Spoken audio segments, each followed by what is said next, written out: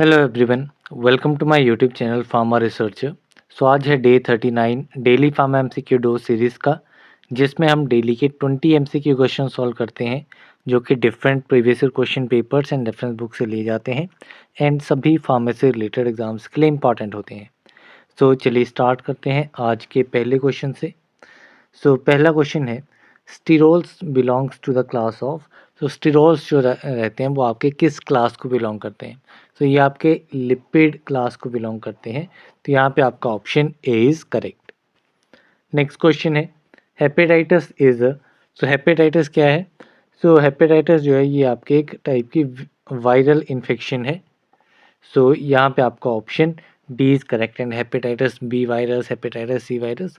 सो यहाँ से ये आपका स्प्रेड होता है। देन नेक्स्ट क्वेश्चन है, the sulphonamide use for worm therapy is. तो कौन सा सल्फोनामाइड वर्म थेरेपी में यूज़ किया जाता है? तो ये सल्फोनामाइड आपका रहता है सल्फाडायाजीन या फिर सिल्वर सल्फाडायाजीन। तो ये आपका वर्म थेरेपी में यूज़ होता है। सो यहाँ पे आपका option A is correct. Next question है, following are the characteristics of duodenal ulcer except. So इनमें से ड्यूडेनल अल्सर की कैरेक्टरिस्टिक कौन सी नहीं है? सो फर्स्ट आपका hyper secretion of acid pepsin. ठीक है, जो आपका एसिड पेप्सिन है उसकी हाइपर सिक्रीशन मीन सिक्रीशन बढ़ जाती है ड्यूडेनल अल्सर में। नाइट पेन जो है वो कॉमन रहती है, देखने को मिलती है।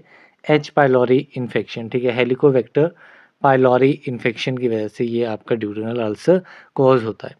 फूड चेन पैटर्न जो है वो, फूड पेन पैटर्न जो है वो इसमें नहीं देखा जाता है, मीन्स फूड इनटेक कर रहे हैं तो पेन हो रही है, तो वो पैटर्न इसमें नहीं देखा जाता है। तो यहाँ पे इनकरेक्ट पूछा गया था, कौन सी कैरेक्टरिस्टिक नहीं है, एक्सेप्ट पूछा गया था। तो यहाँ पे आपका option D is correct. Next question है, calculate the volume of 95% alcohol required to prepare 600 ml of 70% alcohol. तो यहाँ पे हमें 95% अल्कोहल की वॉल्यूम कैलकुलेट करनी है 70% अल्कोहल बनाने के लिए, कितनी क्वांटिटी का? 600 ml का। सो इसको आप एलिगेशन मेथड से भी कैलकुलेट कर सकते हैं या फिर आप सिंपल कैलकुलेशन मेथड से भी।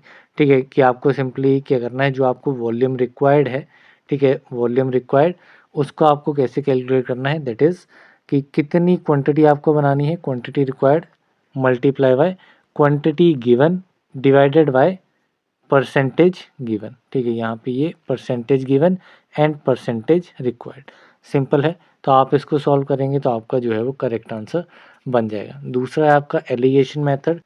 तो यहाँ पे आप सिंपल मेथड अप्लाई करेंगे, जैसे एलिगेशन मेथड में यहाँ पे आप गिवन परसेंटेज रखेंगे, यहाँ पे आपकी रिक्वायर्ड क्वांटिटी रहेगी, रिक्वायर्ड परसेंटेज कितनी है, एंड यहाँ पे आपके पार्ट्स आ जाएंगे। सो गिवन आपके पास क्या है कि आपको 95% जो है वो आपके पास गिवन है, 95% आपके पास गिवन है, तो यहाँ पे 95 आ जाएगा। रिक्वायर्ड कितनी है आपको? 70% क्वांटिटी आपको बनानी है। ठीक है, तो इसमें आपको क्या करना है, एलिगेशन मेथड में आप सब्सट्रैक्ट करते हैं, यहाँ पे आपका दूसरी कंसंट्रेशन नहीं है तो उसको आप ज़ीरो मान के चलेंगे। ठीक है, it will B A zero. तो अब इसको क्रॉस में जब आप माइनस करेंगे, यहाँ पे आपका 70 आ जाएगा, 0 माइनस 70 70 एंड 95 माइनस 70 ये आपका 25 आ जाएगा। ठीक है, इन दोनों को ऐड करेंगे तो ये आपका कितनी परसेंटेज बन जाएगी, it will B 95। Total parts कितने हो गए? 95। आपको कैलकुलेट कितना करना है? 70 पार्ट्स का कैलकुलेट करना है। तो ये 70 parts out of 95 multiply by 600 जब आप सॉल्व करेंगे इसको, तो आपका करेक्ट आंसर बनेगा अराउंड 442 के समथिंग। सो यहाँ पे ये आपका मिस राइट हो गया है, तो यहाँ पे 442.1 ml जो है वो इसका करेक्ट आंसर रहेगा, option number D. Next question है, asava is a dash type of Ayurvedic dosage form. Asava जो है वो किस टाइप की आयुर्वेदिक डोजेज फॉर्म है? So it is a type of liquid Ayurvedic dosage form. So यहाँ पे option C is correct. Next question है, which is a general type of absorbent used in poisoning that not only absorb heavy metals but also absorb gases like carbon monoxide, carbon dioxide, etc. So इनमें से कौन सा एक general type का absorbent है जो कि आपका पॉइजनिंग के लिए यूज़ किया जाता है, मीन्स पॉइजनिंग को ट्रीट करने के लिए यूज़ किया जाता है, एंड इसका फंक्शन क्या है कि ये कैसे एक्ट करता है, ये सिर्फ हैवी मेटल्स को ही एब्जॉर्ब नहीं करता बल्कि डिफरेंट टाइप्स की गैसेस जैसे कि आपकी कार्बन मोनोऑक्साइड होगी या फिर कार्बन डाइऑक्साइड होगी, इसको भी आप अब्जॉर्ब करता है। तो यहाँ पे आपका करेक्ट आंसर क्या रहेगा? It will be activated charcoal. तो यहाँ पे आपका option A will be the correct answer. Next question है identify one of the saturated fatty acids. इनमें से सैचुरेटेड फैटी एसिड जो है वो हमें आइडेंटिफाई करना है। सो लिनोलेइक एसिड ये आपका अनसैचुरेटेड है, अरेकिडोनिक एंड ओलिक एसिड ये तीन जो है वो अनसैचुरेटेड है, मीन्स इसमें आपकी डबल बॉन्ड जो है वो प्रेजेंट रहती हैं, एक या एक से ज़्यादा डबल बॉन्ड्स जो है वो प्रेजेंट रहती हैं।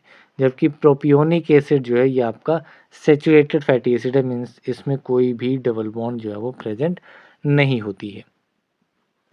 देन नेक्स्ट क्वेश्चन है chairman of DTAB is, so DTAB that is drugs technical advisory board, जिसमें टोटल आपके 18 मेंबर्स रहते हैं। 18 में से 8 जो है ये आपके एक्स ऑफिशियो मेंबर्स रहते हैं, 5 आपके नॉमिनेटर रहते हैं, 5 आपके इलेक्टेड रहते हैं। इन 8 एक्स ऑफिशियो मेंबर्स में से ही एक मेंबर आपका रहता है डायरेक्टर ऑफ हेल्थ सर्विसेज, ठीक है, एंड यही आपका है चेयरमैन, ठीक है। So director of health services is the chairman of DTAB. तो यहाँ पे option A is correct. Next question है the purple coloured complex form during the limit test for iron is. So iron के limit test में जब iron impurity आपकी react करती है तो उस केस में आपका पर्पल कलर्ड कॉम्प्लेक्स जो है फॉर्म होता है, एंड ये पर्पल कलर कॉम्प्लेक्स क्या है? It is ferrous thioglycolate. So यहाँ पे आपका option B is correct. Next question है AIDS is dash immunodeficiency disease. AIDS जो है ये आपका सेकेंडरी इम्यूनोडेफिशिएंसी डिजीज़ रहता है। बेसिकली ये आपका एचआईवी से स्प्रेड होता है, एंड एचआईवी का जो लास्ट स्टेज है वो आपका एड्स रहता है। तो यहाँ पे it is a secondary immunodeficiency disease. So option A is correct. Next question है dash markers are the constituents that contribute to therapeutic activity. So इनमें से कौन से टाइप के मार्कर्स जो हैं वो थेरेपेटिक एक्टिविटी को कंट्रीब्यूट करते हैं? So these markers are active markers. So यहाँ पे option B is correct. Next question है antibiotic resistance occurs when bacteria. So antibiotic resistance कब अकर करती है? ठीक है, तो एंटीबायोटिक रेजिस्टेंस तब होती है जब बैक्टीरिया जो है वो म्यूटेट करता है एंड मैकेनिज़म्स डेवलप करता है ताकि जो एंटीबायोटिक्स का इफ़ेक्ट आ रहा है उस इफ़ेक्ट को रजिस्ट कर सके, रोक सके, ठीक है। सो उस केस में जो है वो एंटीबायोटिक रेजिस्टेंस डेवलप हो जाएगी। तो यहाँ पे आपका ऑप्शन सी इज़ करेक्ट।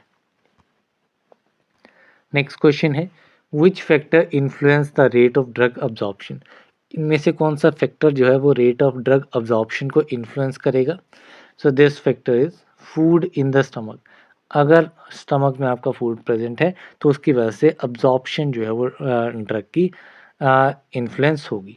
सो यहाँ पे आपका option B will be the correct answer. Next question है morphine belongs to the class of drug under which schedule as per DNC act. तो ड्रग एंड कॉस्मेटिक एक्ट के accordingly morphine जो है वो किस शेड्यूल के अंडर आता है?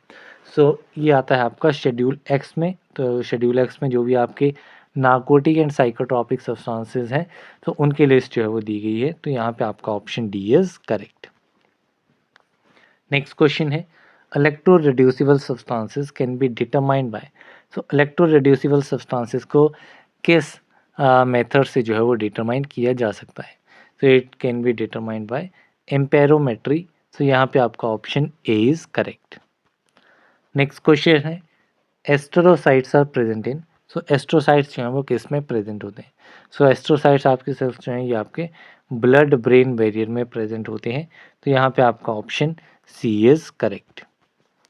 नेक्स्ट क्वेश्चन है dash is cause by fungus. Fungus से इनमें से कौन सा डिजीज जो है वो कोज होता है? सो एथलीट फुट जो है ये आपका फंगल इन्फेक्शन रहती है। तो यहाँ पे आपका ऑप्शन ए इज़ करेक्ट। बाकी फिलेरियासिस मलेरिया ये आपके जो है वो मॉस्कीटो से स्प्रेड होते हैं, एंड टाइफस फीवर जो है ये आपका बैक्टीरियल है। देन नेक्स्ट क्वेश्चन है the normal mean pulmonary artery pressure is.